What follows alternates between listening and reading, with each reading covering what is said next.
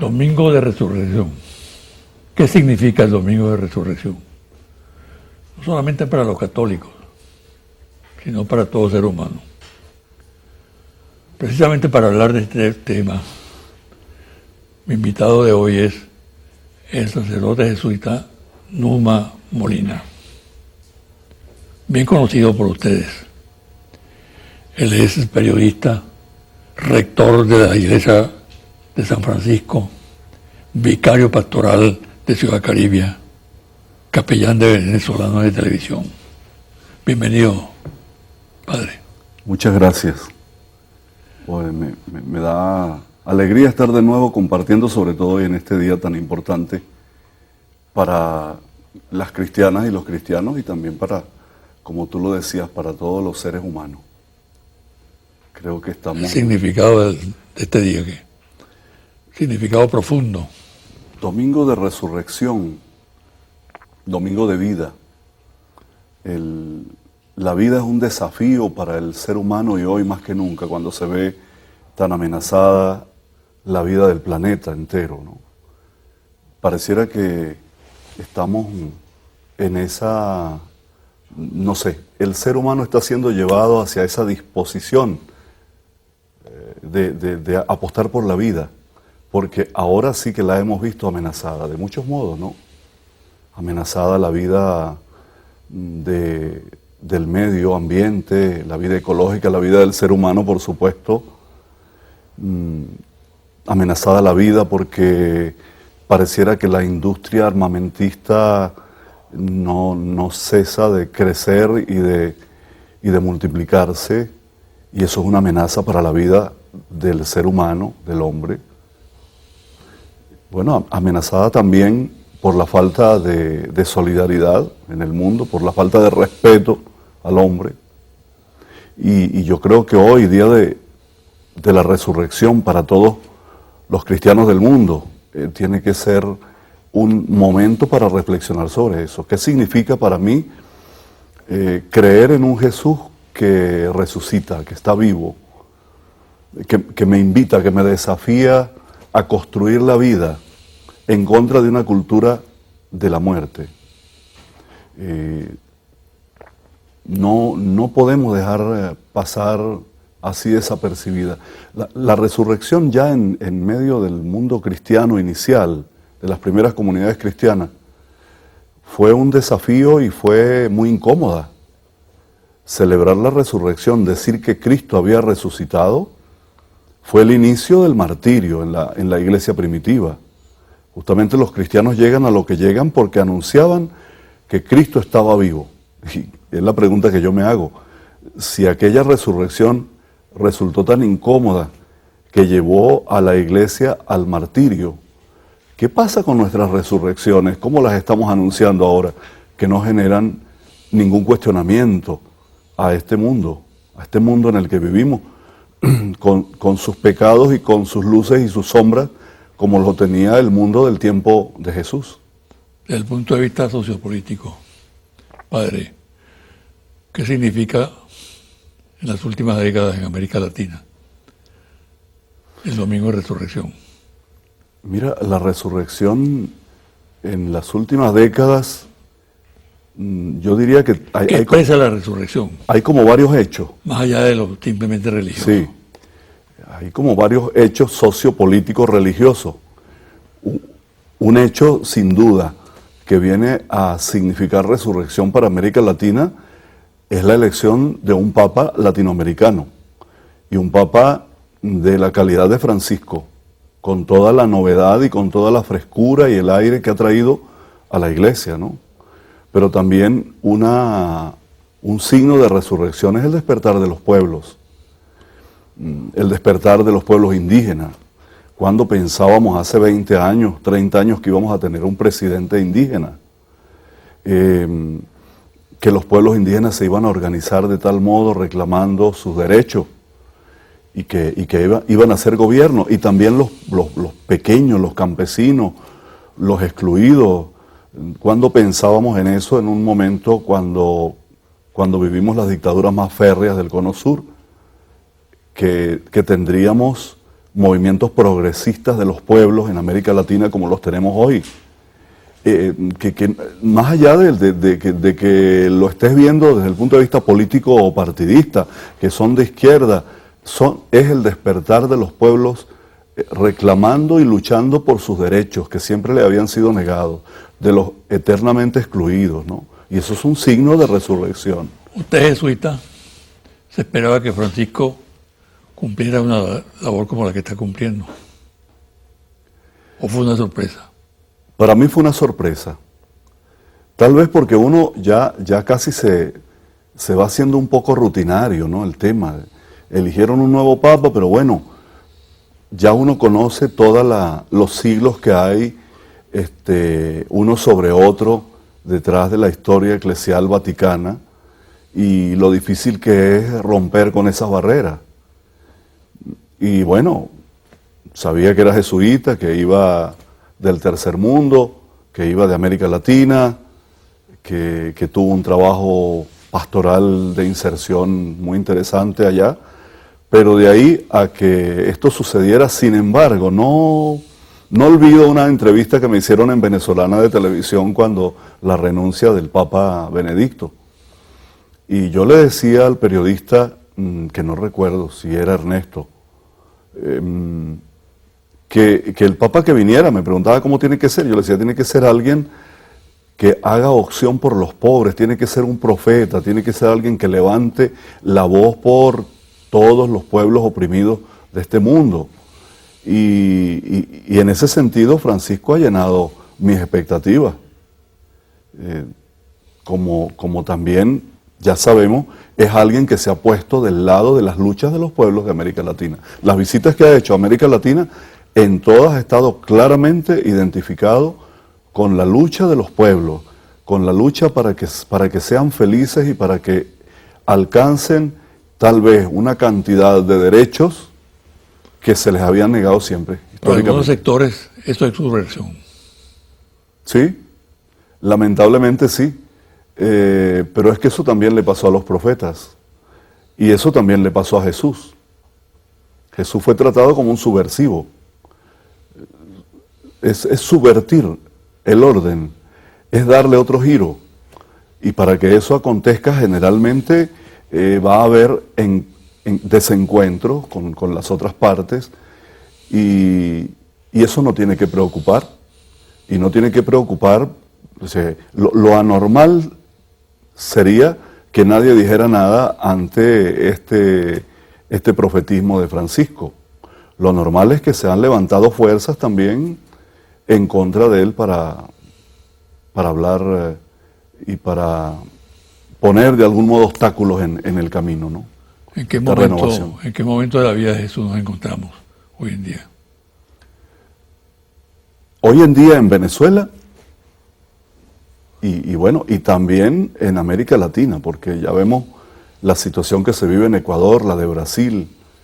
Yo creo que estamos en el Vía Crucis, estamos en la Vía Dolorosa, estamos camino al Gólgota, pero eso no significa muerte, porque para el cristiano el Vía Crucis es un camino hacia la vida. Nosotros, la cruz no es símbolo de muerte, es que hay que pasar por ahí, por el abajamiento. Y yo creo que en este camino de resurrección, una de las cosas que nos acontecen es que vamos muriendo y hay que morir a un montón de cosas, de egoísmo, hay que morir a una cantidad de situaciones como la avaricia, por ejemplo. El individualismo terrible, perverso, larvado, que nos viene de tiempo, que históricamente se nos ha ido inoculando con un capitalismo salvaje. A todo eso tenemos que morir, y para morir a eso hay que pasar por el dolor. La muerte siempre genera dolor. Morir a algo es desprenderse de algo, es renunciar a algo. Para el cristiano, morir, es decir, convivir con Cristo implica un conmorir con Él, para poder luego ser símbolo de vida. Y estamos pasando por ahí. Hay una serie de cosas en Venezuela, en la gente, en nuestro pueblo, en los habitantes del país, sean de clase alta o de los sectores populares, a las que tenemos que morir si queremos de verdad ser pregoneros de vida. Hay que morir a tanta avaricia, hay que morir a tanto deseo de enriquecimiento ilícito, hay que morir a la corrupción. Y muriendo es como se resucita. En cristiano eso es así, ese es el camino. Sí. ¿Qué tendría que hacer la iglesia institucional venezolana en estos tiempos que estamos viviendo? Y precisamente conectado al tema de hoy, Domingo de Resurrección. Sí. Mira, primero que nada lo primero que tiene que hacer la iglesia es lo que el Papa Francisco nos está diciendo desde hace rato. Una iglesia en salida de los templos, una iglesia en salida de esos espacios donde nos hemos anquilosado, donde nos hemos instalado desde hace rato, donde estamos viviendo de algún modo un invierno eclesial, dirá un teólogo latinoamericano. Y así ponerse en camino, pero ponerse en camino a pie descalzo, es decir, como Jesús envió a sus discípulos, como un otro, no como aquí vengo yo, llegó el prelado y usted pídame la bendición y yo vengo y lo visito. No, hermano, es tiempo de caminar al mismo nivel con el pueblo. Despojémonos. Y esa es mi invitación a mis hermanos sacerdotes y obispos. Aquí tenemos que despojarnos de tantos títulos y de tantas jerarquías y de tantos símbolos que ya no le dicen nada al pueblo de hoy. Y que lo único que le dice al pueblo hoy es tu testimonio de vida y tu cercanía, tu sencillez, tu humildad al lado de Él para caminar con Él. Y segundo, ve con el Evangelio. A la gente hay que llevarla de nuevo a encontrarse con el Evangelio de Jesucristo, con los valores de Jesús. No se está haciendo. No se está haciendo y la iglesia tiene que caer en la cuenta en este momento, nosotros como iglesia, pueblo de Dios, pero como iglesia institucional, es un reto y la historia nos va a preguntar por eso. ¿Qué estás haciendo tú para la siembra de valores? Eso nos toca a nosotros como iglesia. ¿Qué hace la iglesia muchas veces perdiendo el tiempo, empantanándose en temas políticos partidistas, claramente partidistas? Cuando tenemos la familia venezolana rota, cuando tenemos la familia necesitada de la formación en valores, hay que ir a esa familia. Eso nos toca como iglesia, la evangelización en la familia, en el corazón del hogar. De ahí tiene que partir una, yo diría, cruzada de valores, porque lo que nos toca ahora, y yo se lo diría a la iglesia y se lo digo a todas y a todos los venezolanos hoy, estamos urgidos de una refundación ética. No se trata de una reforma en la ética, es de una refundación en la ética. Porque si eso no se hace, entonces, mira, de nada vale que nos digan mañana que el petróleo vuelve a estar a $100 el barril y que tenemos de nuevo dinero suficiente. Seguirá la corrupción, seguirán robando, seguirá el desbarajuste, seguirán los mediocres haciendo cosas mediocres en diferentes instituciones, porque los tenemos. Nos falta crecer en esa línea. Es necesario entender que somos servidores por encima de todo del ser humano. Esa refundación ética me parece que es fundamental. Y eso, ahí tiene mucho que ver la iglesia católica y las iglesias en general. Si aquí tenemos tal vez un 90% de cristianos entre las diferentes iglesias, ¿por qué no hacer opción por los valores cristianos? Y que eso sea como lo nuclear de la vida de cada día. Es que me atrevería a decir, y con esto cierro la idea, si tomáramos solamente el mandamiento de no robar y no matar y lo pusiéramos en práctica, ya con eso resolveríamos el problema que tenemos en el país. Padre, usted es una persona muy responsable y seria en los juicios que emite. Pueden ser polémicos y eso es positivo. Pero en todo caso son juicios de valores muy importantes. En este lapso de 17 años de proceso que ha vivido últimamente Venezuela,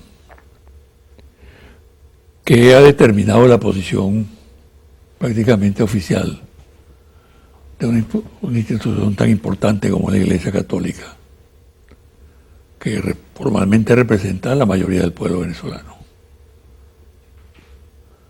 Yo tengo un punto de vista al respecto. Quisiera un poco de su respuesta agregar algunas ideas que tengo sobre el particular.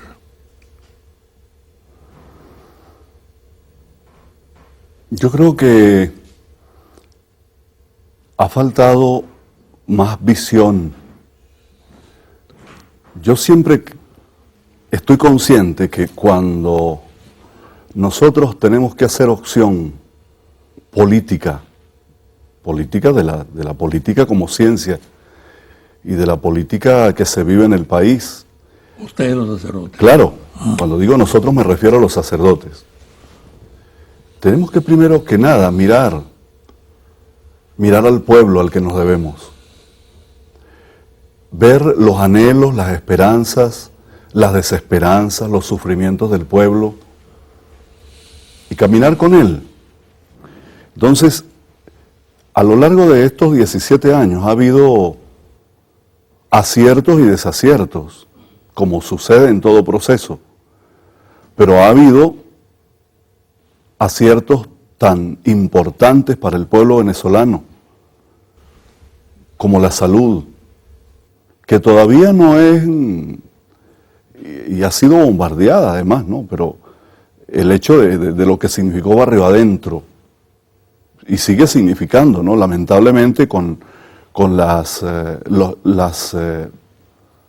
caídas que ha tenido el proyecto, lo que ha significado el proyecto de vivienda para los pobres, la pensión para los ancianos, obras tan importantes como hospitales, por ejemplo el Hospital Cardiológico Infantil. No podemos nosotros colocarnos en una posición diametralmente opuesta y decir nada sirve.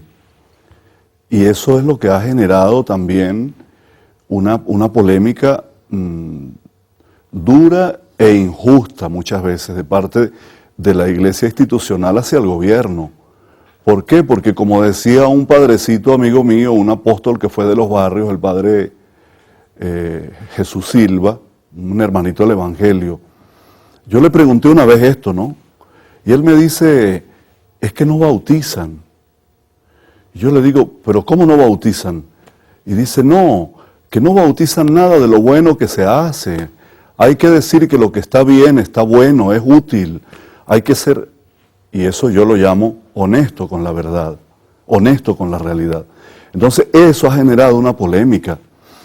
¿Por qué? Por una falta de verdad, una falta de ser real ante lo que veo y respeto al pueblo también. Porque si yo veo que el pueblo está feliz porque ha encontrado por fin algo que no lo tenía, ¿por qué mejor no me pongo del lado de él? Eso no significa que tú te tienes que volver chavista, no, pero sí realista y agradecido. Si algo tiene que llevar el cristiano por dentro es la gratitud, agradecido con el bien que se le hace. Si a mi pueblo lo están tratando bien, eso yo lo agradezco, pero cuando veo que a mi pueblo me lo están tratando mal, eso también me duele. Está bien, así tenemos que ser, pero tenemos que agradecer las cosas buenas y apoyarlas. ¿Cómo voy a estar yo en contra de la alfabetización, por ejemplo? Que tengamos un país ya declarado cero analfabetismo, ¿no? Que tengamos tanta gente estudiando, que hoy tengamos tantos jóvenes en las universidades haciendo una carrera universitaria. ¿Cómo yo como cristiano y como sacerdote voy a decir que eso no sirve? Entonces, eso ha generado una polémica difícil entre la Iglesia y el Estado, que tendríamos que reflexionarla, porque también, como lo dije hace un momento, nosotros estamos haciendo historia, y la historia nos va a cuestionar y nos va a preguntar el día de mañana, ¿qué hiciste? ¿Cuál era tu papel? ¿Por dónde estabas caminando? ¿Por donde te decía un asesor político que tú tenías? ¿O por donde te decía diríamos, el olfato evangélico que escogiste como modo de vida, como sacerdote y como seguidor? Eso sería como importante tenerlo presente. ¿Cómo romper con ese dilema? Es decir, acceder a la realidad, involucrarse directamente. Más conversión a Jesús. Más conversión a Jesús. Nos falta caer en la cuenta todavía, y eso lo dijo Elder Cámara, hemos aprendido a doblar la rodilla delante del sagrario, pero no hemos aprendido a doblarla delante del pobre, donde Cristo dijo que Él también estaba en Mateo 25. Entonces nos falta conversión al pobre, y esa conversión no se va a dar si no hay inserción, si no te vas para allá para donde están ellos, a escuchar qué dicen, a escuchar qué viven, a animar sus proyectos.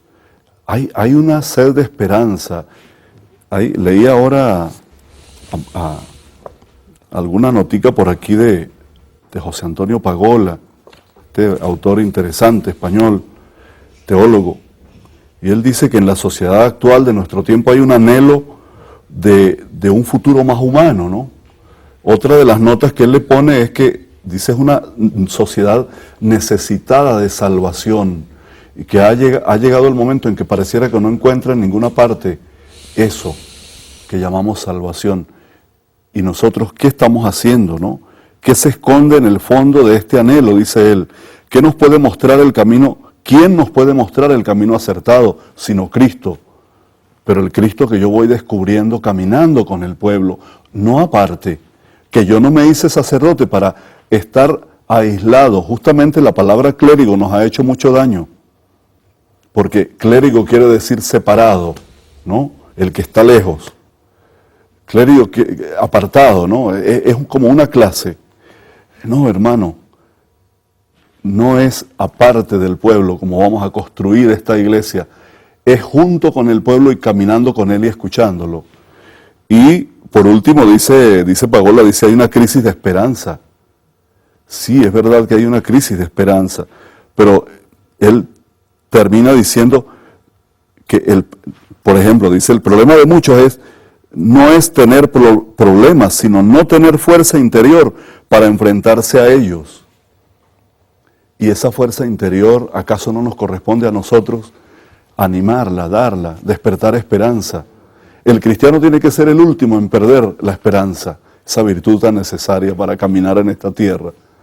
Pero, oye, todo eso se va a dar en la medida en que nos despojemos. Cuando tú decías cómo se concilia, que a esa pregunta te estoy respondiendo, ¿cómo conciliamos eso? Ese problema, ese como enfrentamiento, mira, eso lo vamos a lograr una vez que entendamos que somos una iglesia necesitada de conocer más a Cristo, de conocerlo más, de hacernos más amigos de Él, de vivir más desde su proyecto y llevar ese proyecto a nuestro pueblo. Porque nuestro pueblo está hambriento de valores, como le decía ahora.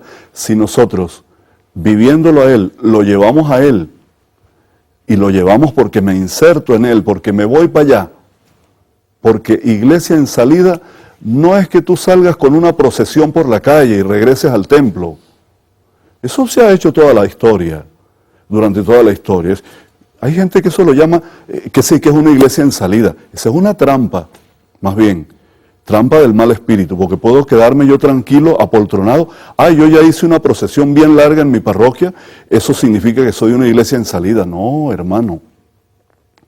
Una iglesia en salida es una iglesia que se embarra, que se mete en el polvo y en el lodazal del pueblo, que es capaz de irse a encontrarse con los chamos que están afectados por la droga, con los malandros del barrio, porque ellos también necesitan, y más que ellos más que nunca son necesitados de salvación. No tuvieron familia, no tuvieron hogar, no tienen la culpa de que estén en ese plan. ¿Acaso nosotros no estamos llamados a eso como reto?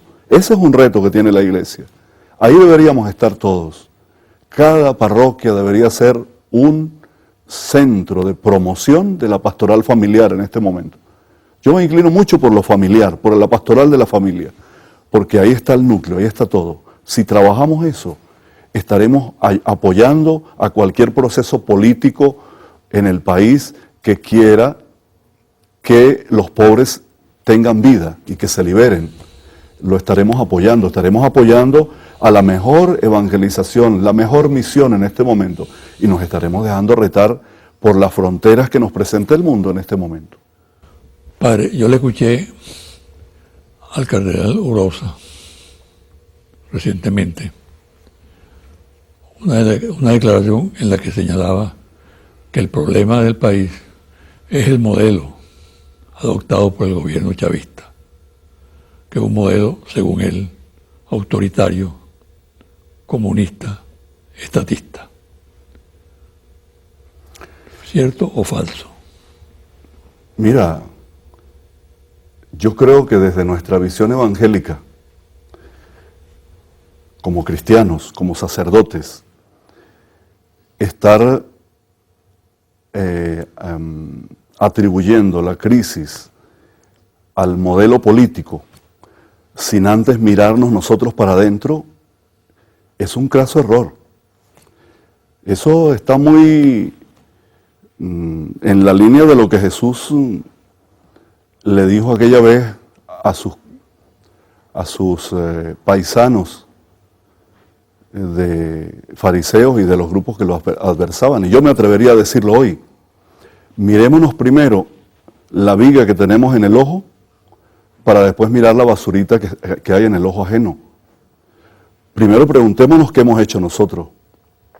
¿Cuál ha sido nuestro papel como iglesia? Y después vamos a mirar modelos.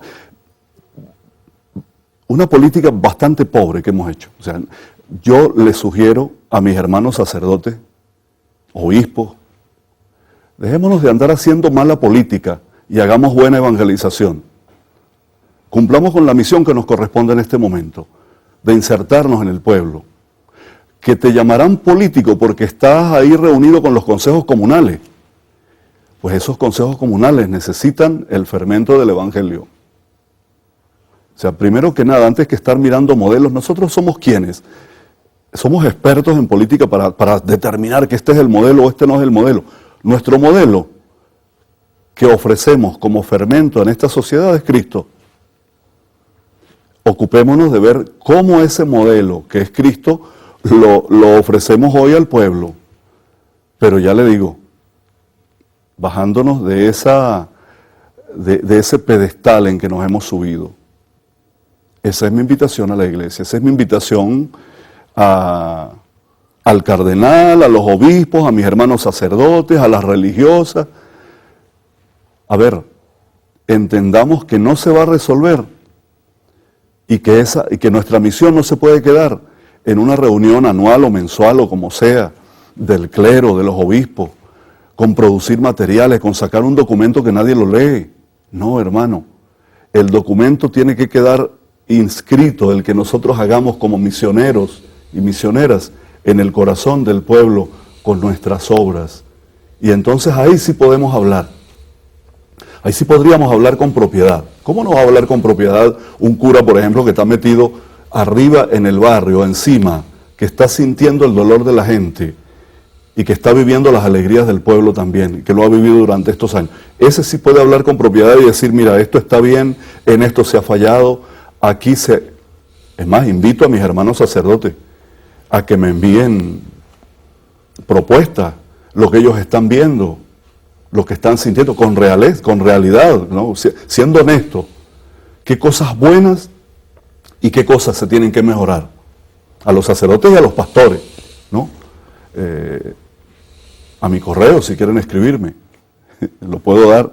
Mi correo es numamolina.sj@gmail.com.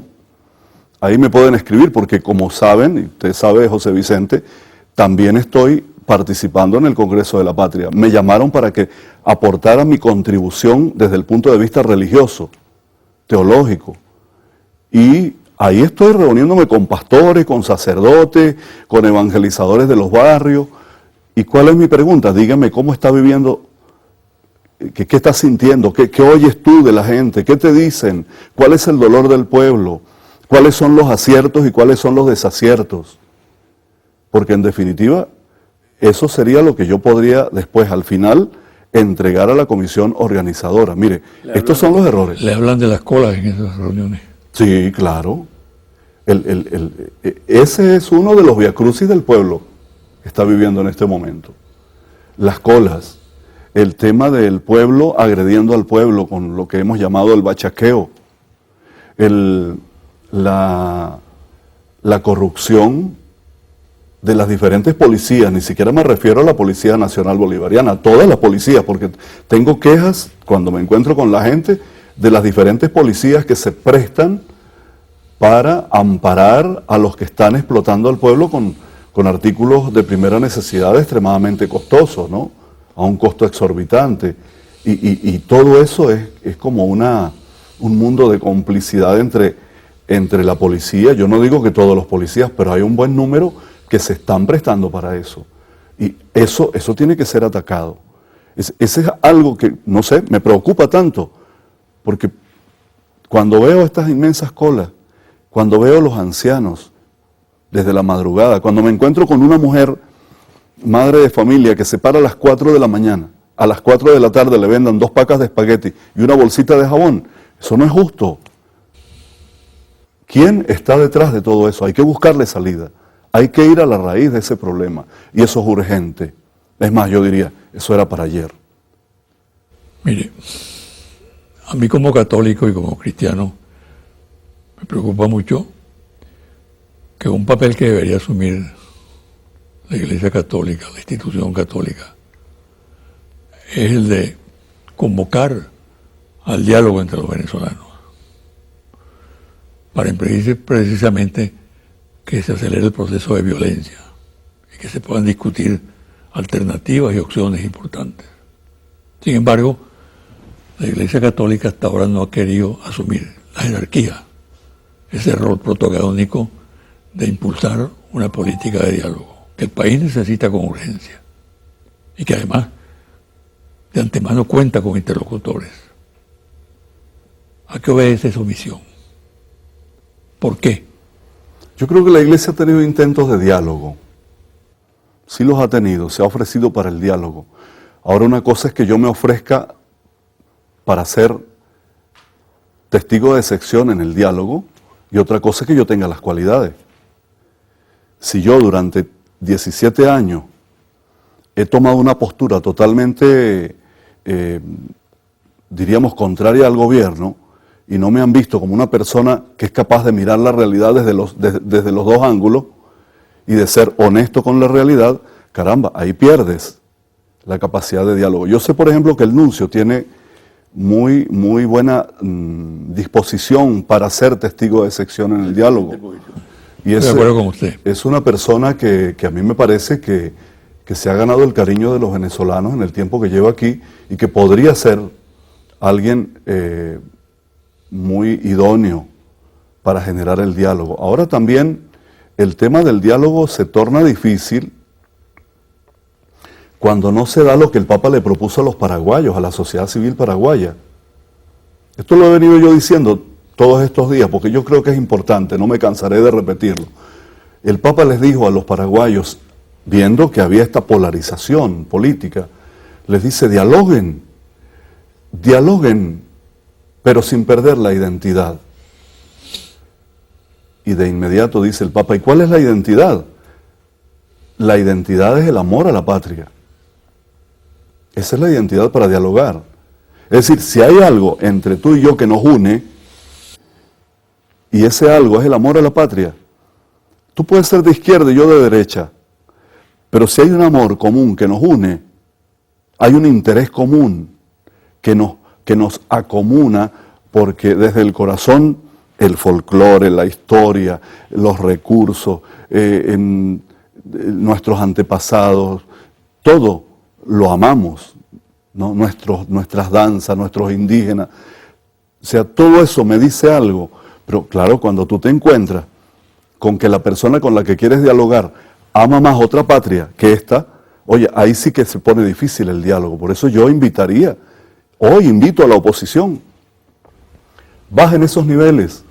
Yo le preguntaría en este momento, en razón a lo que está diciendo, ¿usted cree que la conferencia episcopal debió pronunciarse sobre el decreto infame de Obama que agrede a Venezuela directamente? Claro que tenía que pronunciarse, lógico. Hay cosas sobre las que nos tenemos que pronunciar, porque si está en juego la vida de los cristianos, de mis hermanos, de mi país, al que me debo como pastor, eso, si está en juego la vida de ellos, y yo soy el pastor, yo tengo que levantar la voz por mis ovejas. Es decir, si eso agrede a mi pueblo, que es mi pueblo, ¿por qué me voy a quedar callado? Y ahí es donde empato de nuevo con lo que te mencionaba. ¿Cuánto ganaría, por ejemplo, la misma oposición, ¿no? La mesa de la unidad, si presentaran una posición mucho más nacionalista, más aferrada, más amor al pueblo, y menos andar mirando para el norte, en vez de mirar la tierra, esta, la que nos debemos todos, la que entre todos tenemos que construir. Pero uno ve que por una parte hay un discurso y por otra parte hay una actitud que es prácticamente, no sé, yo diría filoamericana, filoestadounidense. Cuando aquí todos, oposición y gobierno, tenemos que optar por Venezuela, por esta patria a la que nos debemos, amarla. Y bueno, lo que hacemos es promover, decirle incluso a los jóvenes, no, esto no sirve, si es verdad, mejor váyase a buscar otras posibilidades porque este país se está cayendo a pedazos. Eso es amor a la patria. En vez de sembrar optimismo y de ser promotores de esperanza, lo que hacen es pregonar desde los púlpitos, mis hermanos sacerdotes, todo lo negativo del país. ¿Acaso el púlpito es para eso? ¿Acaso el momento de la homilía es para sembrar desesperanza en lugar de fe, en lugar de interpretar el Evangelio desde una visión esperanzadora y positiva de la vida y decirle a la gente, ahora es cuando tenemos posibilidad de organizarnos, vamos a ver, a trabajar, a organizarnos y a unirnos, para que vean todo lo que podemos lograr juntos? Porque es desde lo pequeño, es desde cada comunidad, es desde lo nuclear pequeño, desde donde se va a ir construyendo lo grande de este país y de esta iglesia venezolana también. Padre, un mensaje final para el pueblo venezolano, para la audiencia. Que no perdamos la esperanza, que busquemos en el mensaje cristiano los valores que nos están faltando y que tal vez son los que hemos olvidado hace rato. Y que, no sé, por la vía del sufrimiento y por la vía de darnos cuenta que no bastaba vivienda y no bastaba pensión y no bastaba todo esto, sino que hay una cosa que hemos olvidado, que son esos valores esenciales, tal vez estamos sufriendo. Vamos de nuevo, como el hijo pródigo, a buscar la casa de papá Dios. Vamos a buscar los valores de solidaridad, de servicio, de amor al prójimo, de respeto. Eso sería un modo de resucitar, que en esta Pascua lo hiciéramos. Y les recomiendo una literatura a todas y a todos los cristianos de este país.